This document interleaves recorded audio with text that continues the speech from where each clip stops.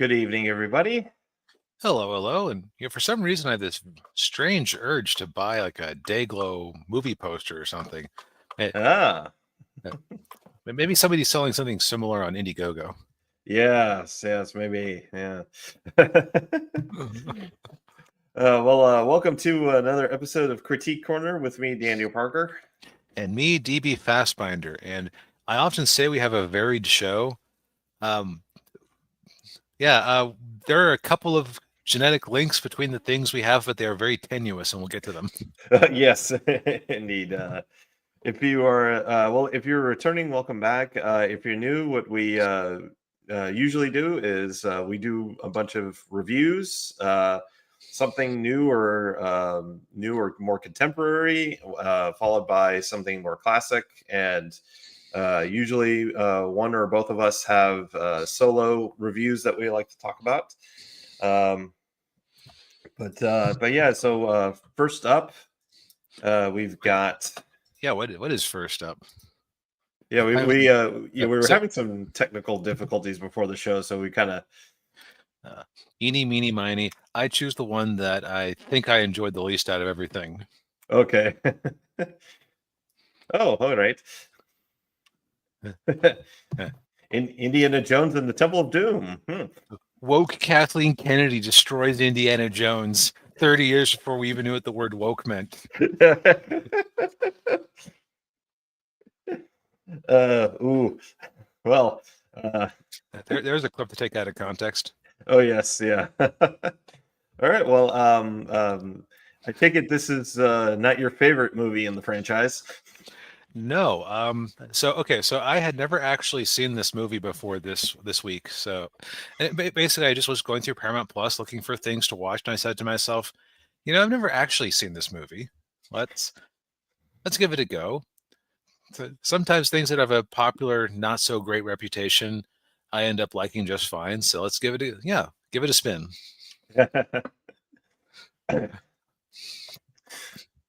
Well, I have to admit I was a little surprised that you had not seen this movie before, but then I realized that sometimes classic movies kind of go by the wayside in your world. Yeah, and also, I mean, I'd seen 1 and 3 a couple of times each, but I guess everybody I knew just wanted to skip this movie. Hmm. Well, it's certainly different than the other movies in the franchise, especially 1 and 3. Um, and although I will say I prefer this one over Crystal Skull and Dial of Destiny. I haven't subjected myself to Dial of Destiny yet. Crystal Skull, there are things in both that I can appreciate. Like this isn't a completely awful movie. It's just like I have problems with it. Okay. Yeah. Well, I guess we should get into those problems. The general plot of the movie, it's technically a prequel because it takes place like a year or two before Raiders of the Lost Ark. Which Um, which makes you wonder what orphanage did he dump off Short Round in? yeah. um, yeah. So the movie starts off in Shanghai, where they have a nice little kind of a homage scene to James Bond, where Indy walks into a nightclub wearing a white dinner jacket, and he's meeting with this Chinese gangsters because he wants this diamond, and they want the remains from a emperor from, I can't remember which dynasty it was. Yeah, it was like Um, some little jade thingam.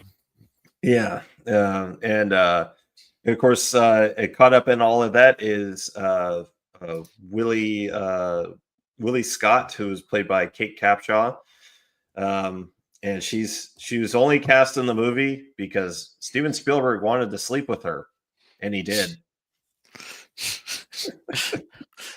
And I'm it not kind of showed. joking. Yeah, yeah. um, and so then action ensues, and then Indian Willie escape. And by the way, I don't know if you noticed the name of the nightclub in the movie. Um, No, I didn't. Club Obi-Wan. Okay, that's cute. Yeah. And then they land in the car being driven by Short Round, um, played by Ke Kwan, who most people will also remember him from The Goonies. You know? And to a today might be a similar degree. Everything, Everywhere, All at Once, where he kind of Yes. stole the show in that one. Yeah. And for those of you wondering where he was acting wise, he wasn't really acting in kind of between the like 80s and 90s and 2000s and 2010s. Like he was actually mostly doing stunt work. He was a stunt coordinator on a lot of movies. But yeah, so they end up getting on a cargo plane, which I don't know if you noticed Dan Aykroyd in that little cameo there. Oh, was that him with the mustache? I didn't. Yeah. That was him. Yeah. With that British voice he was doing, I almost thought he was like Eric Idle until I got a better look at him. Yeah. Yeah, that's because I think it was probably a favor from Spielberg because Aykroyd was in that 1941. 1941, Yeah. But then they see the cargo plane is actually owned by the bad guy that they just got away from, and then they're flying over, and then they get over the Himalayas, and then the pilots on the plane just decide they're just going to dump all the fuel and jump out. Which, boy, that is an expensive and circuitous method of execution. Yeah. I mean, so Indiana Jones has always been a little bit ridiculous. I'm going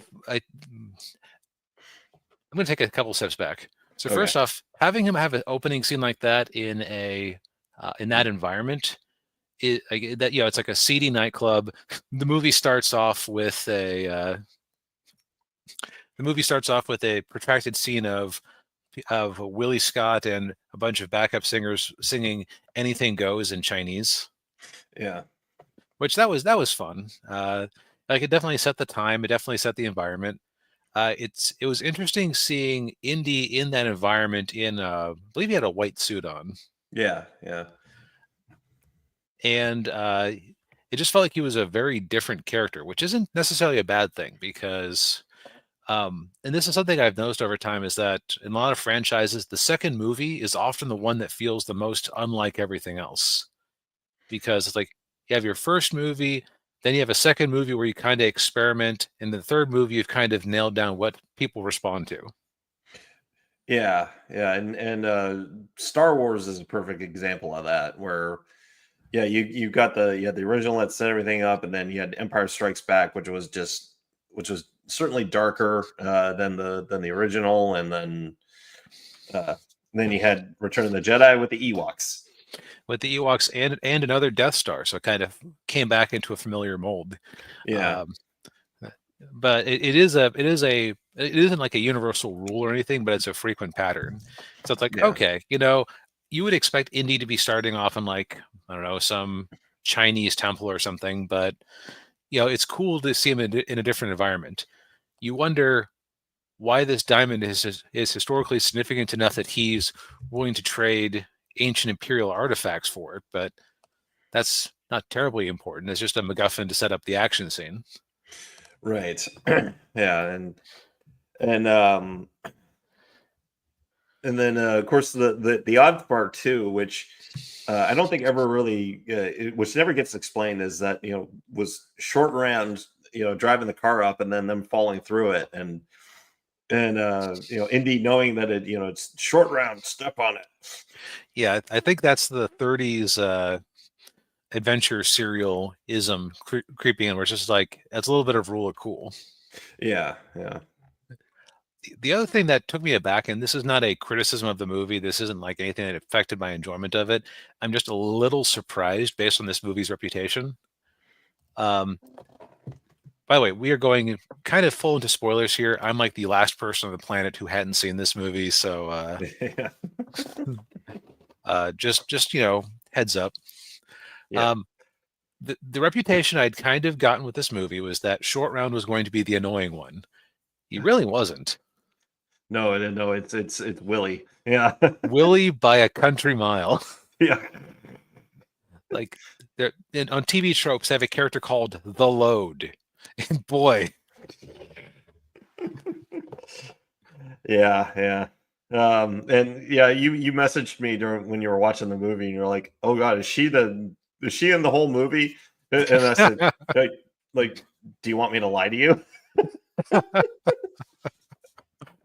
like oh no, Oh yeah, uh, yeah, kind of insufferable. So it's like that's kind of where when you said you liked it better than Kingdom of the Crystal Skull, I really had to think if there was anything in Crystal Skull that annoyed me as much as Willie Scott.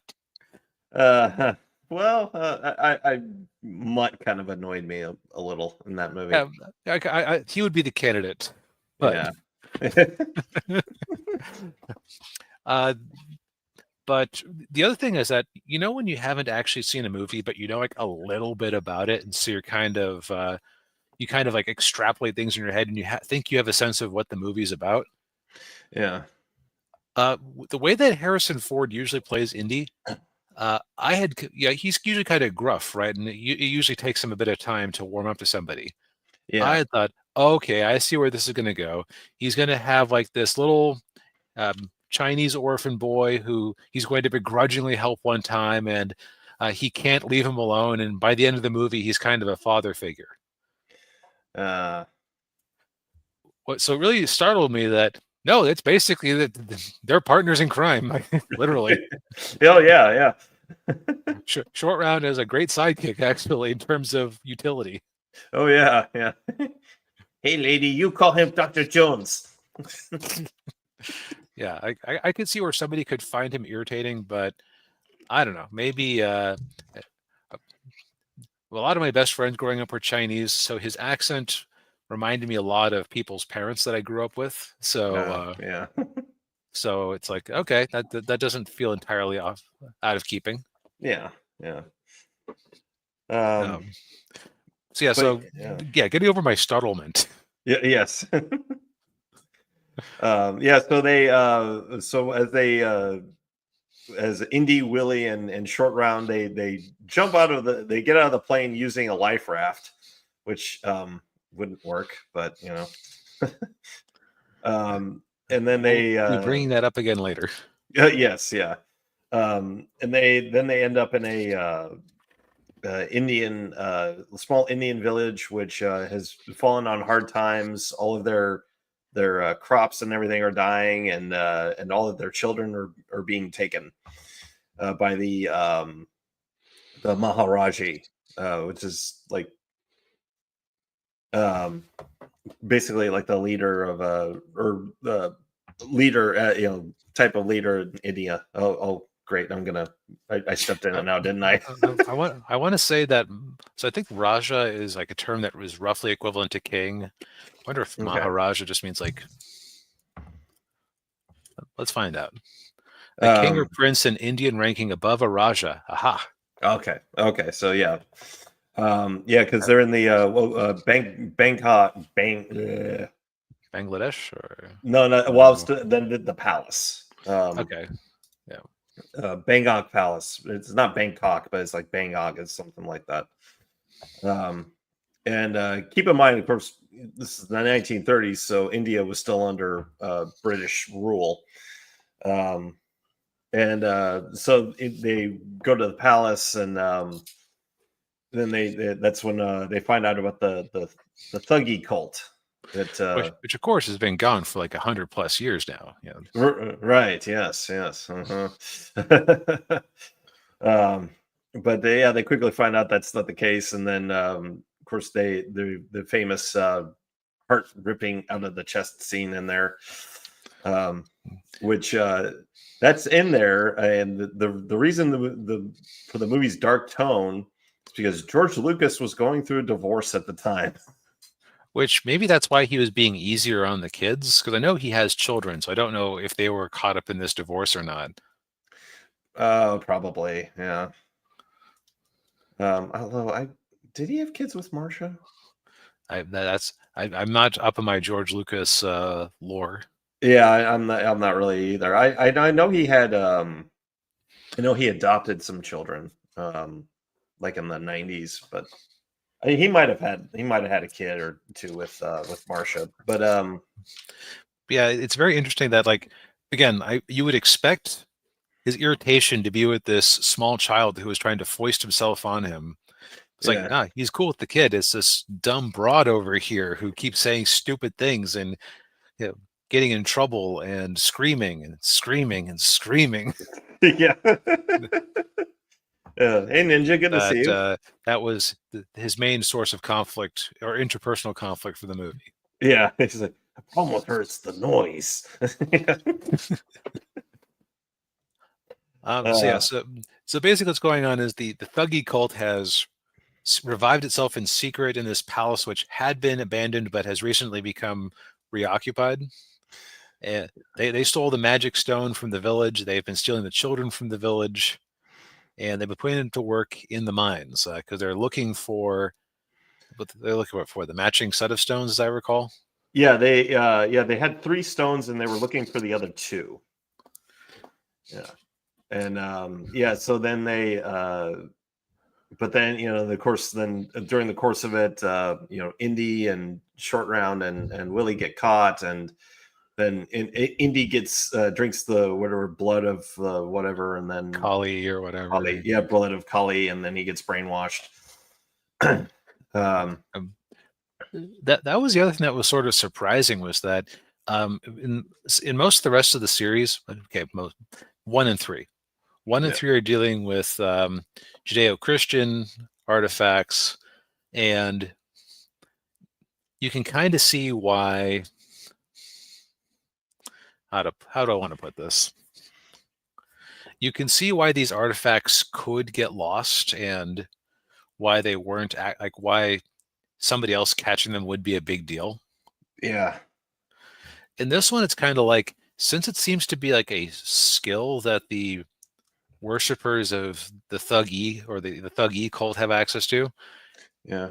It's like a why haven't they like? It seemed like they were. I don't know if the Thuggy cult had recently revived itself or if it had just been hiding in the shadows the whole time. But it's like with this power set, it seems like they should have had more of an impact on world history. Yeah, yeah, and certainly overthrown the British. Right. It's like why is this happening in 1935 and not the previous century or so? Yeah, Then again, one archaeologist from America was able to defeat the whole group of them, so maybe maybe it's not that powerful as I'm thinking. oh yeah, yeah. That's certainly true. Yeah, um, yeah, that was. So I think that of all the indie movies I've seen, this might be the one where Harrison Ford had to do the most range of his acting because he's in the most unfamiliar settings. yeah, yeah. He's either he goes from like acting like a spy and then acting like a adventurer, and then obviously like kind of almost like a diplomat, and yeah. Yeah, it's very interesting because they somewhere dig up for him what looks like his usual college professor clothes that there was no way he had that on his person. Oh no. But it what I thought was interesting in that scene where they're basically having the dinner where they're explaining the party or what was me what the general like origins of this palace. Yeah. Um, he manages to look very out of place. Like even like the clothes look like they don't quite fit him in a way that and even the spy outfit didn't. It's like they're trying to say like this is the real Indiana Jones is the adventurer, not the school teacher. Right. Yeah. Yeah, and I always kind of got that sense when he was in his professor, outfit in the other movies. He didn't feel comfortable in those clothes. Yeah, so that was a nice little detail. Let's see. I suspect that this movie completely misunderstands a wide variety of cultures, and that is as far as I'm going to go because I didn't spend the time doing any research to see where they got it wrong. Although I can tell you one thing, there is a scene where they're dangling over a cliff and there's a bunch of crocodiles down below. And I said to Yeah. myself, "Are those alligators?" And they were, in fact, American alligators. Okay. Oops.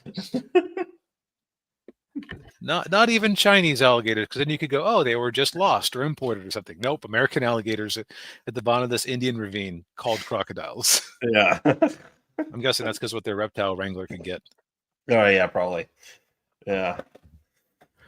Um, let's see here. So as far as the back end of the movie is also kind of interesting because you compared it to Kingdom of the Crystal Skull. Yeah. I kind of felt like uh, Kingdom of the Crystal Skull. I kind of remember enjoying it up until a point where it's like in the back end of the second act, it just went into action movie mode, and it was like you never had a single second to breathe. And that's Yeah. definitely the feeling I got with this movie too. Oh yeah. Yeah. Yeah. It goes from like fight scene to action scene, and then another action scene, then another one. Yeah. It's yeah. It doesn't let up. Right, which when I was kind of meh on the movie, it was actually a little bit exhausting, but it's like I can't like point to any particular action scene and say this isn't necessary to move it forward, and it's not like I can say, oh, this would be a perfect spot for a breather moment, but Yeah. And Ninja says, yeah, he remembers this being one of the funnier indie movies, and yeah, yeah, I can see that. it definitely has the most moments I can think of where they're trying to be overtly comedic. Like Yeah, like the disgusting banquet with all the bugs and the eyes and everything. yeah, As you something. have Yeah, Willie Scott screaming and being disgusted. Ugh, yeah, yeah. and being irritating. Or Um, they're trapped in the room where with the spikes caving in, and yeah, Short Round's like, I didn't touch anything.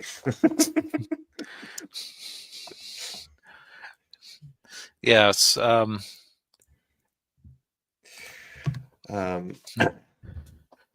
I'll say that yeah. whoever they got to play, let's see, the villain, who was it? Played by Roshan Seth as Chatter Lai. Um, he gave a good performance. Oh yeah, oh yeah, I remember him. Yeah, uh, he played. I had to look it up, but he played Dalsum in uh, Okay, Street Fighter. okay, that tracks. Uh, and the guy who played the British captain, he was in The Shining. He played the previous caretaker of the Overlook Hotel, who unalived all of his family members, Mm. and talks to Jack Torrance in his in the this fantasy hallucination. Um, but um, but yeah, I mean, I think this movie. I mean, before the hey Arcos, Hey, and Argus. he said one of his favorite Harrison Ford movies, but not his favorite indie movie. Okay, Well, I guess I'm just willing to be in the minority then and say I didn't really enjoy myself. Like I said, there were things that I appreciated. The thing I didn't expect to appreciate was Short Round himself, the way that they like were mirroring him as the successor to Indiana Jones, which just yeah, makes him not being the passing the torch star in Indy 5, an even bigger slap in the face in retrospect. yeah, it was, yeah, and what was even what was even more frustrating is that apparently like they leaked a bunch of like production sketches, storyboard sketches of Indy and Short Round, fighting bad Ah, guys together, and it's like, ah, we were this close to greatness. yeah, uh, yeah. But yeah, but before the last two movies, for me, yeah, this was definitely the weaker of the original three, the original trilogy. For me, I think Last Crusade's probably my favorite. I've seen Last Crusade pretty recently and really enjoyed myself. I'd have to watch Lost Ark again to decide where I come on that one. Like right now, I'm Yeah, inclined to say Last Crusade, just because you got James Bond there, you know. Yeah. Junior. Yeah, and I will say is that it's not like a hateful movie. It just has, honestly, Willie Scott kind of drags it down. The last scene kind of goes on, or the last action sequence kind of exhausted me. But if I put myself in the mind frame of I've been enjoying myself up to now, and Willie Scott hasn't been ruining it for me, I'd be like that would just be like a nice, long, awesome action scene. Yeah. I was just kind of tired out. So No. Yeah. I would definitely say I can appreciate that they were trying something different with it. Like I said before we got a couple of guests in or a couple of viewers in, I noticed that the second movie of a lot of franchises usually is the most experimental and different from the rest, and this is no exception. So Yeah. yeah, like I don't begrudge its right to exist. I just probably am not going to watch it again. Mm. Yeah.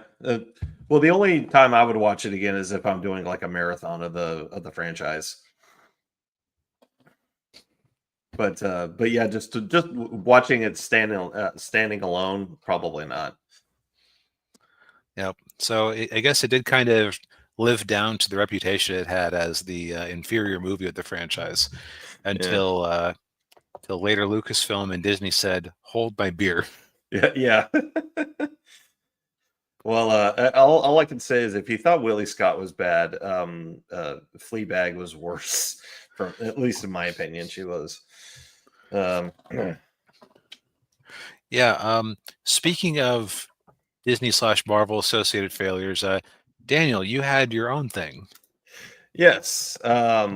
So I partook in the documentary Doomed, which is the story of the making of Roger Corman's Fantastic Four movie.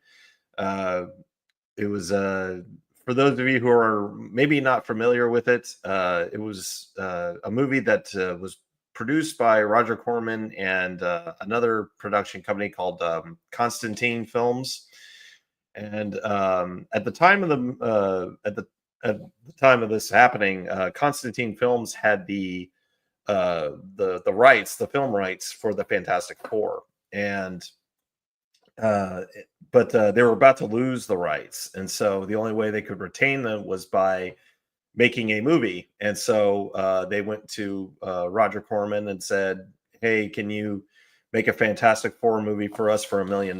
Which might not seem like a lot in movie terms, especially a superhero movie, but for somebody like Roger Corman, I mean, $1 million, that's a pretty hefty amount of money for. That this is a guy who literally one time decided, let's see if we can shoot a movie in it was either a single week or a single weekend. I forget which, just to see if he could. Yeah, yes, yeah, that movie was the original Little Shop of Horrors. Um, and but yeah, The guy was like a B movie machine, and his movies didn't always make a huge amount of bank at the box office, but they never lost a dime. right, yeah. And of course, with this movie, they made the movie, but as the tagline says in the poster, how many movies did Roger Corman make that never got released? One, because this movie never got released. And if anybody out there, if you do want to watch the movie, I'm sure you could find some bootleg copies of it on eBay or wherever. Um, I think they did a Blu-ray transfer of it not too long ago. But I've never seen it. I've seen clips from it, um, and it looks like good old fashioned really bad you know the room esque type of good time. Um, but the main thing with the documentary was basically just talking about how uh just how chaotic the making of the movie was, and the fact that they couldn't then they found out that it wasn't going to get released. And all the actors, in particular the actor who played well, actually the two actors, Alex Hyde White, who played Reed Richards, and Joseph Cullip, who plays Doctor Doom, they were very upset about it, and they were, they really wanted, wanted to get the movie out, and of course, it never did. And then you had, okay, Ninja says, "I heard the film is the best adaptation of the comic." Yeah, probably. That is Although, kind of sad that that's even a question. yeah, yeah. Although I have not seen the most recent one that they did. It was like 10 years ago. Um, but I saw the ones with Jessica Alba, and those were, ugh. Um, but yeah, they actually talked about those movies in there, and kind of one of the reasons why it didn't get released was because they had 20th Century Fox was trying to make them into movies, make the movies. And what I forgot was that Chris Columbus, who directed the Home Alone movies and a couple of the Harry Potter movies, he was one of the producers on those Fantastic Four movies. I guess that fits. Yeah. Um, and and Arcos says he's thinks this version will probably be superior to the one Disney's making. Ooh. Maybe. But it was interesting watching, like, because they interview basically all of the, or at least most of the cast from the movie, and they interviewed the director, because what was interesting was or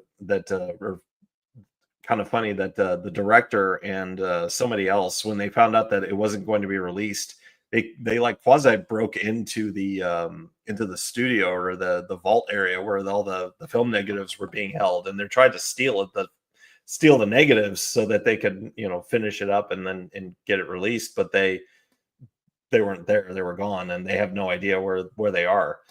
um, Probably sitting in some vault or archive at Disney or 20th Century Fox or someplace like that. It's being watched by top men. Top men, yes. But what was also really interesting about this documentary, uh, there is a familiar face in here. That face being Chris Gore. Um, Oh, okay. Yeah, he was the on-set journalist. He was the one. He was covering the making of the movie for Film Threat, and they talked a little bit about Film Threat. They're like, saying that, oh, this was, Film Threat was, on the path to being like the next Fangoria in terms of, entertainment magazines. Uh, and he was like really the only one that was covering the making of the movie, because nobody really knew it was being made. And so it was really cool seeing somebody that I recognize in there talking about the movie. But yeah, it's definitely a neat little look into history. And and I hope that I actually kind of do hope that they find the original negatives, and then um and give it a proper release, rather than the kind of the bootleg versions that are floating around out there. Yeah, it probably wouldn't, because it's probably one of those things where, because it was Batgirled before Batgirling was cool, Yeah. there's probably are some, like, there will probably be some hefty payments that would have to go around to bring it out of exile. On the other hand, the fact that it was canned by a company that I believe no longer exists Mhm. would probably help with that a bit. Yeah, probably. Yeah. But yeah, if you're interested in the documentary, it is on Amazon Prime. Yep. Well, it isn't on Amazon Prime. What's that? City Hunter. Yeah, yes.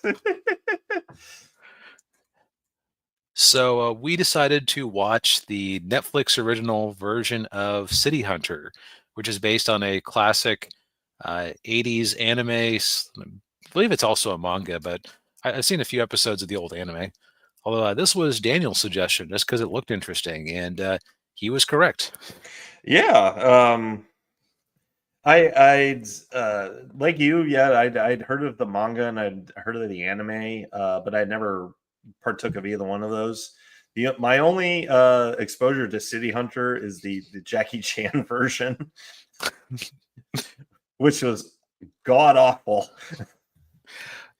So my friend group and I decided to watch a couple episodes of it, Yeah, and it was a situation where there were four of us, and you know how it is. It's like you're usually gonna have somebody who isn't as into it as everybody else, but might just like try to exercise some veto power.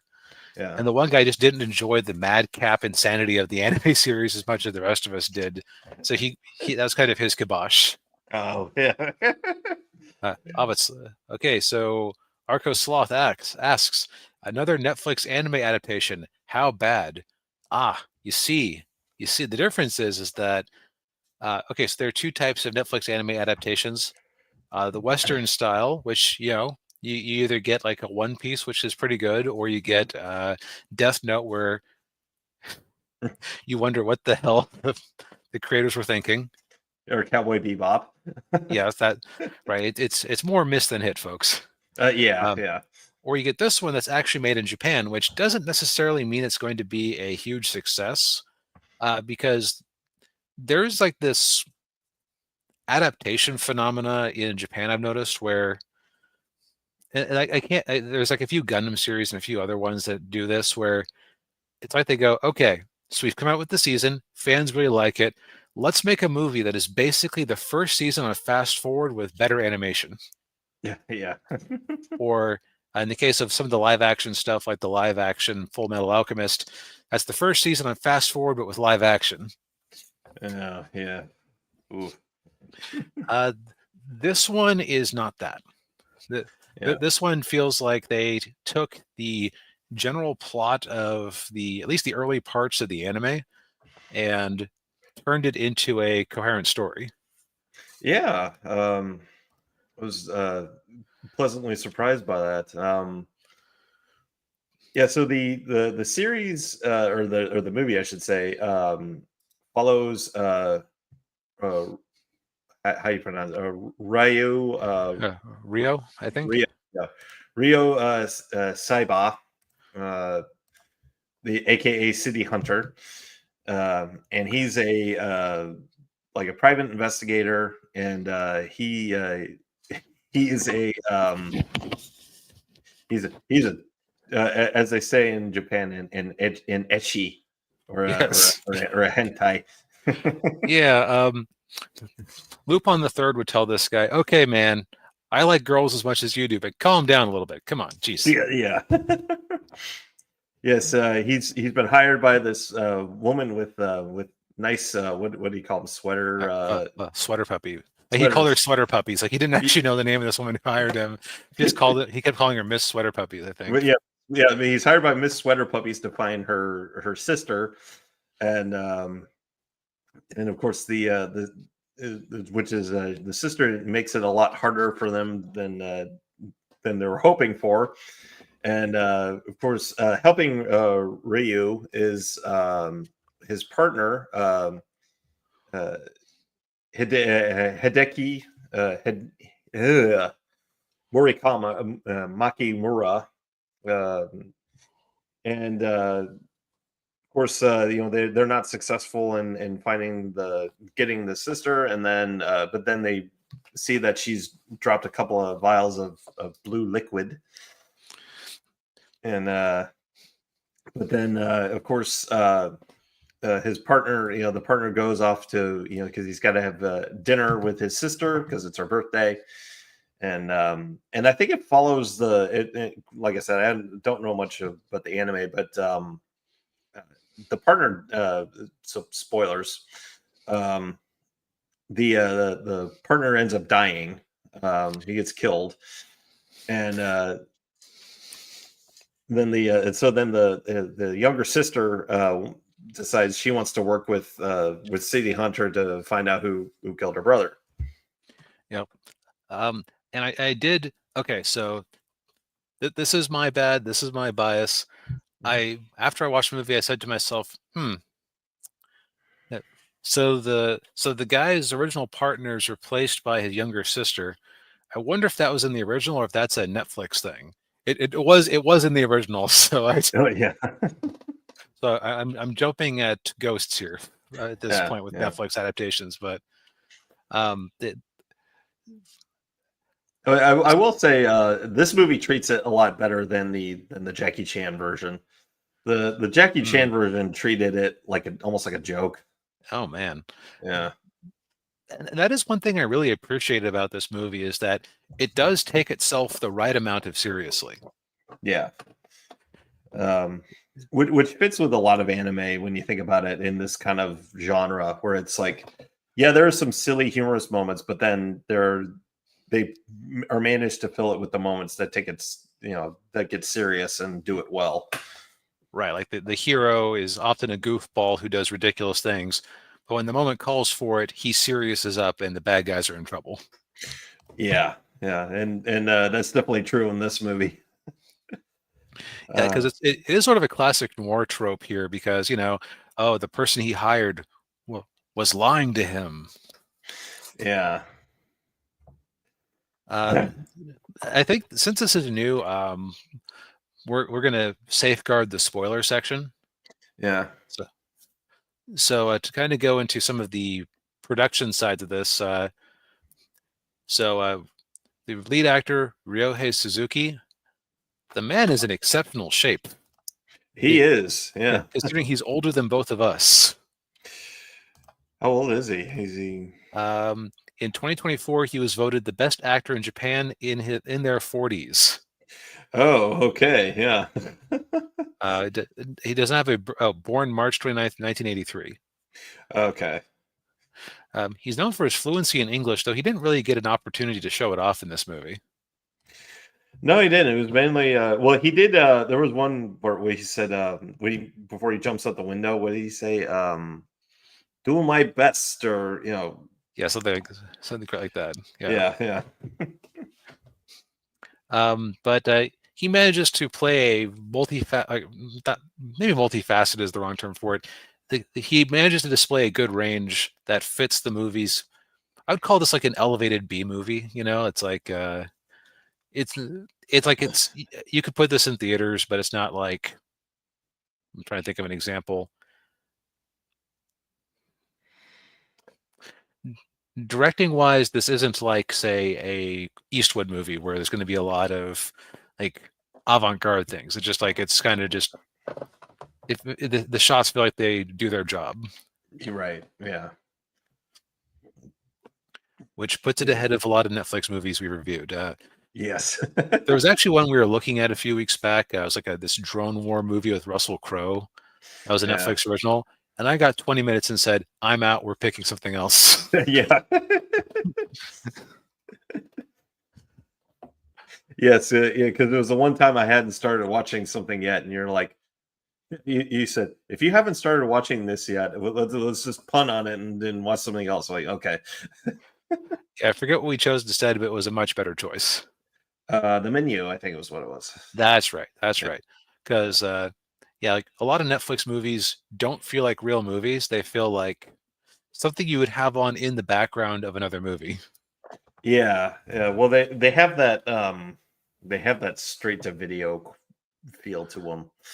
I know, so you kind of bit back the word quality. Yeah. Well, Uh, to be fair, a lot of straight to video movies are very good movies. They, you can, yeah, it's a valid distribution strategy. yeah, But yes, yeah, um, rest of the cast.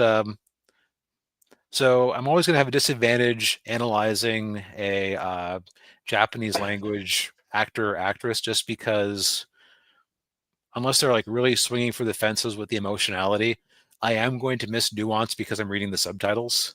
Also, did you watch this in Japanese, right? yes. I watched it in Japanese. Yeah. Okay, so I'm sure there is an English dub. I cannot comment as to its quality because I didn't check it out. Yeah, I didn't either because I just it didn't seem appropriate, Yeah. for this, kind of live action dubbed can be really hard to watch because there's just Yeah. it's just Yeah, there's a probably disconnect. Yeah. probably one of the better live action dubs I've seen lately was Godzilla -1. Yeah. And even then, it just like there were like moments where it didn't feel quite right. Yeah. I think it's because in a cartoon, the sound quality doesn't necessarily have to mix everything with everything around it. Or it's, Right. or it's like if you have like the original special effects and everything, it is harder to, and like everybody's different height in the vocal booth or the recording booth or whatever. And, Yeah. and the fact that you're in a recording booth instead of in the actual like sort of environment that the actors are recording in, you're gonna have some disadvantages. Right. Yeah. Yeah. But anyway, back to this movie. Yes. Um, I thought the plot works. The plot works well for what it's supposed to be. Yeah. Uh, like it's nothing revolutionary, but it's satisfying. Uh, Yeah. the setups are paid off. Um, Yeah.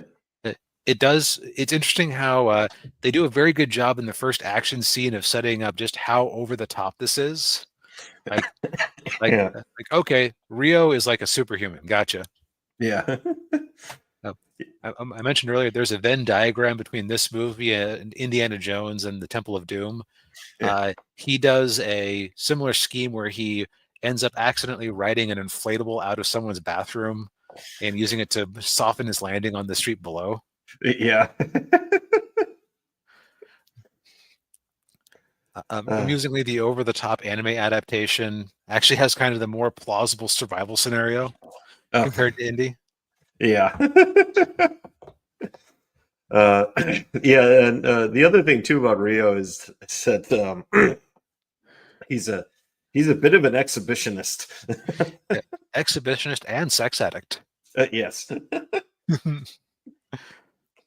Yes, yeah. There's a scene where he has his stash Yes, that she and he throws out, and he's like, and he, no. and he keeps using what must be some sort of Japanese onomatopoeia or something. There's this great book I recommend that everybody check out, or great lecture series from the great courses about Japanese cultural history. Yeah, And apparently, one of the things that they say in Japan is that, like, okay, every language has onomatopoeias for different things, like, right? yeah, yeah, Japanese has a lot of them, and apparently some Japanese people say, "Oh, well, we Japanese people are attuned to nature. We're attuned to the sounds around us, so we hear these noises more clearly. So that our onomatopoeias are correct," yeah, which is just sort of a charming little thing to say. yeah, But as far as where I was going with that is, he has an onomatopoeia for pitching a tent that he keeps using throughout the whole thing that they don't really translate, yes. at least not directly.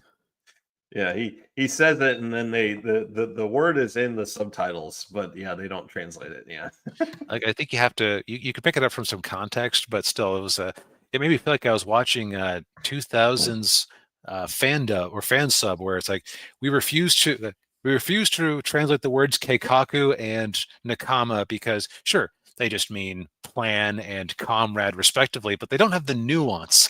So we'll keep using the Japanese word, which has no nuance whatsoever, for the English speakers who are watching this. yeah. Does that make sense? Oh, jeez. Other things that kind of surprised me, they have a lengthy scene at a convention, and I think they must have just gotten a bunch of convention goers to appear in the movie. Um, Yeah, I kept thinking, are these real costumes? Because they keep looking vaguely familiar. And then there's someone dressed up as Yang from Ruby. yeah, Like, okay, these are real costumes. yeah, yeah. Yeah, they probably had like an open casting call for cosplayers, just like, hey, show up Yep. to this, and wear whatever you want. Yep. Yeah. Outside of those elements, I think that we can leave again, this is pretty much brand new, or at least, yeah, it's like a year old. Yeah, yeah, it's less than a year old. Yeah, So I think that, unlike with some of our other movies, the statute of limitations on real spoilers has not gone out yet. So I would just say, if you're up for a crazy, dare I say, horny experience, yeah, like this has that sort of middle school horniness that associate with a lot of anime productions. yeah, yeah, Yeah, give it a go. It's fun. yeah, yeah. Indeed, yes. I wonder if they'll make more of these because Yeah, I don't know. they've set up a series here if they want it. Yeah, yeah. I guess it depends on like how viewed the movie was, and I'm also kind of curious of how popular this movie was in Japan. I don't know. I went to a speech recently at SakuraCon where a guy did the history of Japanese television. They actually have pretty low penetration rates for streaming, Hmm. in part because they've done a very good job of making sure that broadcast TV is like well supported, and the TVs have built-in DVRs effectively to help you easily record TV. What a concept! Yeah. Who would have thunk it? Um, well, speaking of old media, Yes. let's talk about the theater Yes. Noise with is our off. with Yeah. our yes with our real classic movie Noise is Off. Yes. When you said you were watching this, and I immediately had to go and watch it because I know you wanted to add it as another classic review, and I'm like, oh yeah, definitely. Because I actually had the pleasure of seeing a production of this on Broadway in the early 2000s. Nice, Yeah. very nice. Yes. It was a lot of fun. And it was with Patty LaPone and what was his name? Um, let's see. His last name is Gallagher. I'm doing a quick search trying to find it. Peter Gallagher. Peter Gallagher he's the Michael Caine character. He played the Michael Caine character in the stage version, but it was, but yeah, that was fun to watch, and I would definitely say if you can see a stage version of uh, this production, I'd definitely do it because you'll have a fun time with it, and the movie is a fun time too. Yeah, so let's talk a little bit about the movie because then I have some questions about the stage production because I can see some Mhm. logistical difficulties. Yeah. So, Noise is Off is uh, it's interesting. Carol Burnett gets top billing on this movie poster I found. Um, although yeah, this is definitely a Michael Caine joint. Yeah. Oh, you know why she's top billed? Hmm. The cast is in alphabetical order. Oh, is that all? Okay. Yeah. Yeah. Okay. I didn't notice that. Yeah. Okay. See. Okay. So I admit, Carol Burnett. I'm largely unfamiliar with her work. I know what a big deal she is, but it's kind of like how somebody from from the next generation after us might look at Jay Leno. Almost feels like a step down from what Carol Burnett had at her peak, but Yeah. you know what I mean. It's just like it Yeah. is a Yeah. name you have heard of. You might be like I don't recognize her face in this one. Oh, yeah. I only Y- realized it when I was looking it up afterwards. Well, yeah, she was well, she had her own show back in the 60s Yeah. and 70s. Yeah. Yeah. Oh yeah, no, my parents have raved about her. Oh, yeah, mine Like, too. Yeah. she was a touchstone. That's what I'm Yeah. saying is that she, we I don't think we can understand how big of a deal she was at the time. Oh, yeah. Yeah. Um But but yeah, yeah. yeah, so basically, it is it is a British somewhere between a British sex romp and a British uh, play of manners that they're putting on. And Michael Caine is the suffering director dealing with a bunch of complete ignoramuses as actors. Yeah. Yeah, so you got Carol Burnett playing Dottie, and she's just like, okay, do I do okay, I put the receiver down, I take the sard. No, you put the receiver down, leave the sardines, and you take the newspaper. Right, like she just can't keep any of her blocking straight. Right, yeah, and the rest of the cast, you had like Gary, who was played by the late John Ritter. Um, and he's actually in a relationship with Carol Burnett's character, which is like, ooh, A little bit of robbing the cradle there, but yeah, uh, yeah, his so everybody has like one quirk. His quirk is that he is awful at thinking extemporaneously. right, yeah, Like if he has to ad lib, it's like, the thing with the yeah. thing. Well, it's just like the Yeah, exactly. no, I don't. And of course, he's partnered with Brooke, who's played by Nicolette Sheridan, and she spends about 90% of the movie in her underwear. Uh, I guess it's a keeping for somebody who went on to be a desperate housewife. Yes. And her whole thing is that she's just, she's the stereotypical dumb blonde, and Yep. whenever somebody bumps into her or she bumps into something, her contact lenses fly out. Yep. So they're always trying to find that. Hmm. And then the other actors, you've got Frederick, who's played by again another late actor who's no longer with us, Christopher Reeve. And his whole thing is he's just he's just really dumb, and uh, violence makes his nose bleed, and seeing blood Right. makes him lightheaded. Yeah. The man is basically a big golden retriever. Yes, that's a good way of describing him. Yeah, Just very well meaning, wants to do well, dumb as a post, yeah, but he's earnest. yes.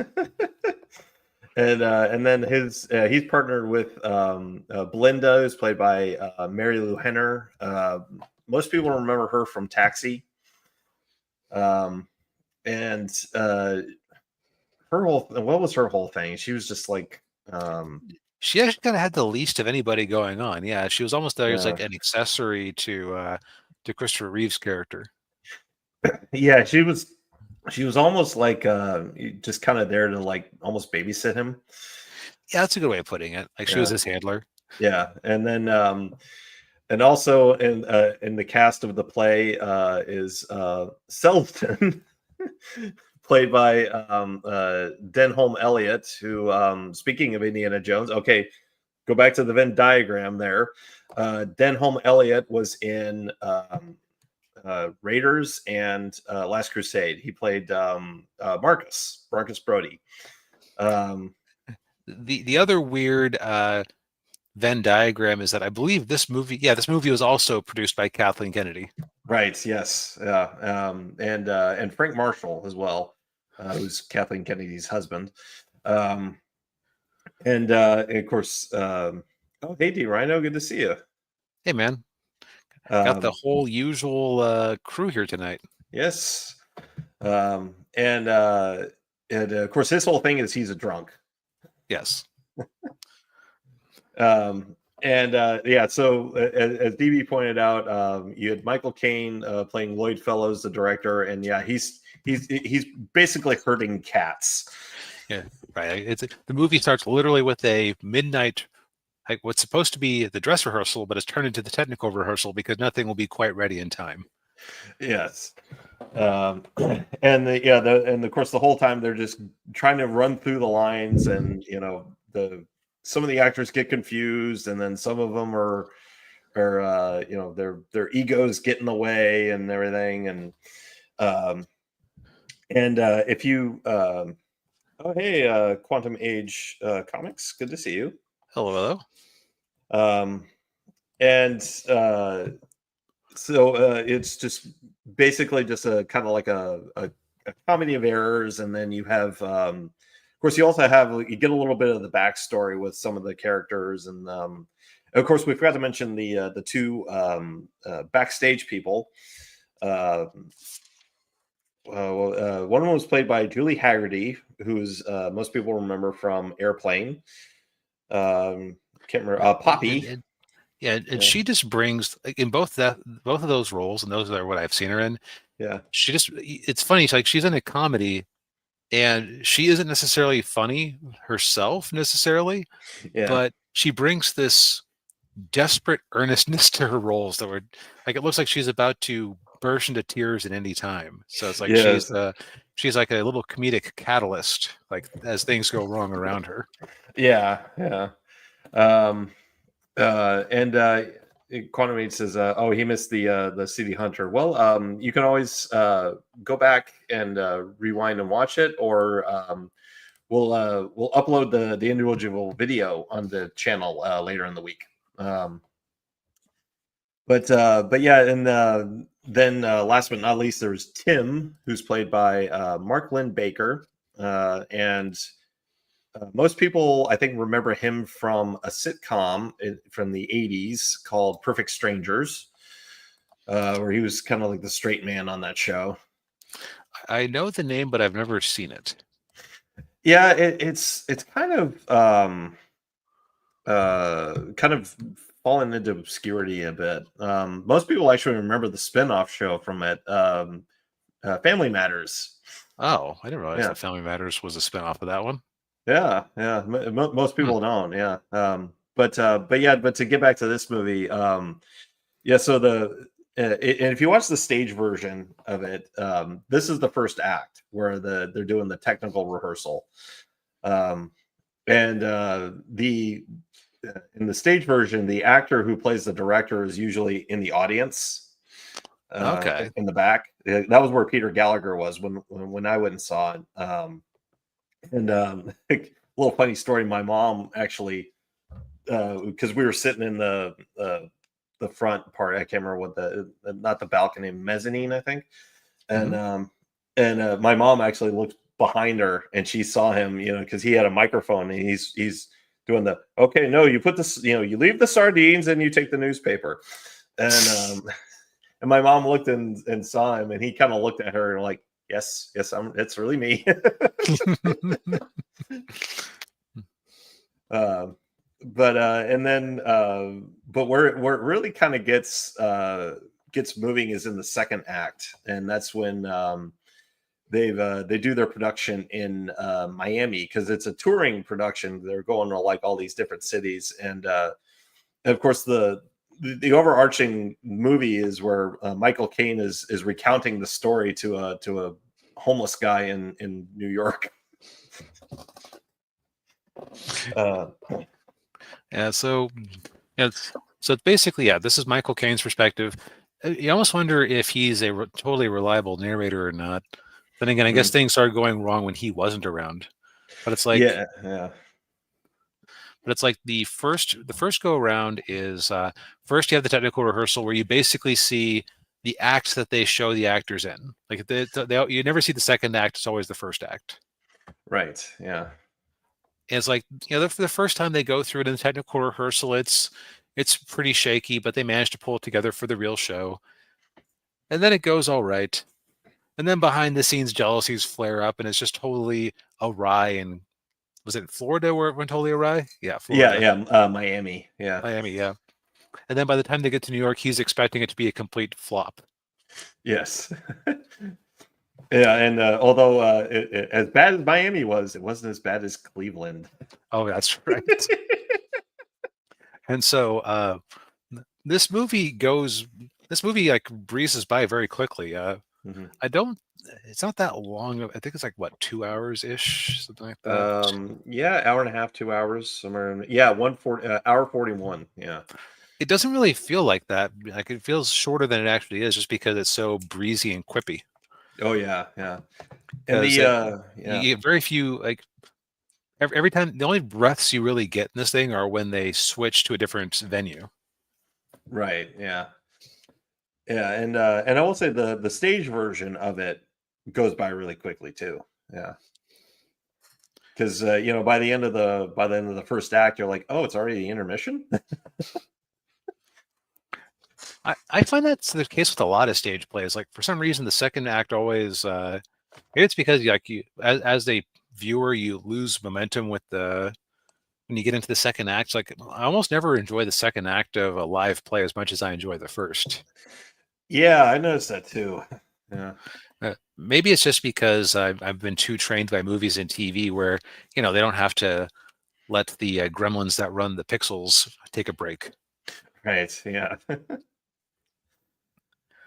But and so it's like it's hard. Like there isn't really there is a plot to discuss, but it's more just like fodder for ridiculous comedic instances. Yeah, yeah, and it's it's all really quick too. Like something will happen in one instance, and then like 2 seconds later, you got something else going on over here, and yeah, you have to keep up with it. To get a full immersion of the experience.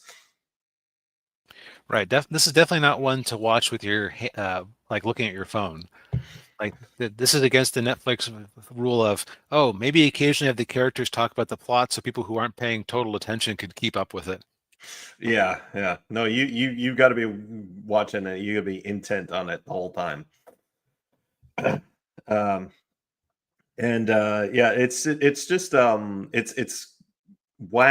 got a lot of wacky silliness going on, a lot of physical comedy, and it's just yeah, it's just it's a fun movie to watch. It's also kind of neat to see some performers like I don't think of Christopher Reeve as any sort of comedic actor. Yeah, So it's kind of interesting to see him in a role like that. yeah. I can't think of too many comedies that he did. Um, Although Superman, he was not comedic, but he had that Boy Scout fun side to him. Um, but yeah, Right. yeah, it's yeah, Which he's kind of got here too now that I think about it. Because yeah, like yeah, his character is he's the earnest one. yeah, yeah. Um, and of course, John Ritter, bringing the physical comedy because uh, he was on a show in the '80s called Three's Company, and that was kind of what his whole shtick was, that he was like falling over the couch or falling over a table, and so a lot of it, quite a bit of him physical comedy from him in this movie. Yep. Man, this is just a good movie that's not immune to criticism, but it's like there isn't really a lot to criticize because it just everybody does a good job and it achieves its ends. Yes, yeah, it did. Uh, Um, the only thing I'll say is that I've been doing some at my real job. I'd been doing some training on some new hires, and so initially I was like, "Oh, this is kind of giving me some Vietnam flashbacks." When everyone was being kind of helpless at first, but I got over that real quick. yeah, yeah, and I will say, like, with the quick humor and everything, I would say the advantage of seeing the stage version of this as opposed to watching the movie is that you get more of a sense of what's going on the stage as opposed to in the movie, because in the movie they had to, you have to like cut from one person to the other, and the stage version you can look over and see two people doing something over there, and then on the other stage you get two other people doing something completely different. um so but yeah, it's but yeah, but I enjoyed the movie. And I will say, also say too, one advantage is that the people who haven't seen the stage version, except for DB, uh, if you haven't seen the stage version, it might get a little, you might get a little frustrated with it, trying to keep up with everything. But all I can say is, well, you can just watch it again, and you'll see something that you didn't see the first time around. Yeah, and I'm glad that the reason I ended up watching this was that a buddy of mine, it was his birthday, and this was his birthday choice. No, all right, nice, yeah. One of the other things too that kind of took me by surprise was the movie was directed by Peter Bogdanovich, who he directed a movie that my parents have been kind of pestering me to watch, called The Last Picture Show, uh, with Jeff Bridges and Sybil Shepherd.